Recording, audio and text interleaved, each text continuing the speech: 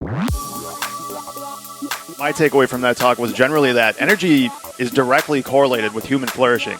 It's also important that we zoom out and broaden and ask ourselves the question, how willing are we, and this is what Cynthia is asking, to have a draconian autocratic future of government overreach where they're literally regulating what energy can be used for? Bitcoiners fretting about this is ridiculous as well, in my opinion. We're talking about free markets here. Let the free market decide. Let's let these guys load the miners up with as much Bitcoin as they can. We don't want to break our leg in the beginning of an incredibly important race towards innovation, and also just the broader financial inclusion implications of Bitcoin, which are inherently and naturally progressive. We recently spoke to Eric Hirschman. He was telling us all about gridless and what they're doing in Africa and how they're actually able to bolster these grids in rural Africa that wouldn't be able to have the energy general at all. And they're able to pay these things off in about a 7-year period of time, which is normally would take 20 to 30 years.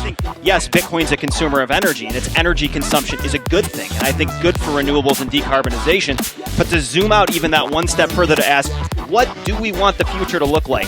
Christmas lights, hot tubs, the cloud, Netflix, these are all things that use energy. Bitcoin also uses energy. And do we want to live in that future where that sort of thing is regulated? This is only because Bitcoin mining has enabled them to create the ability to do this. Otherwise, it couldn't happen. There's just no money there to actually create these grids. How we bring in both sides here, because I do think that that is key to winning the narrative war and winning hearts and minds for a technology that is paramount at this date and time.